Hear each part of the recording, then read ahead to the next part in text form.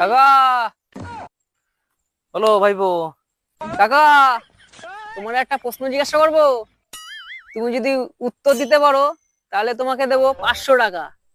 আর যদি তুমি উত্তর না দিতে পারো তাহলে তুমি দেবো আমার 100 টাকা। হবে? শালার ভাইপো সবসময় উল্টো পাল্টা প্রশ্ন করে আমার কাছ থেকে টাকা বের করে নেয়। তারপরেও যদি সঠিক উত্তর দিতে পারি 500 টাকা, আর যদি না পারি 100 টাকার তো ব্যাপার। ঠিক আছে, তা নেও ভাইপো, প্রশ্ন করো। কি প্রশ্ন দেখি শুনি। বাবা বাড়ি এসে ছেলেকে হদ্দমার মেরেছিল কারণ সে মদ খেয়েছিল। কাকা, তুমি বলো, এখানে কে মদ খেয়েছিল? ছেলে না, বাবা।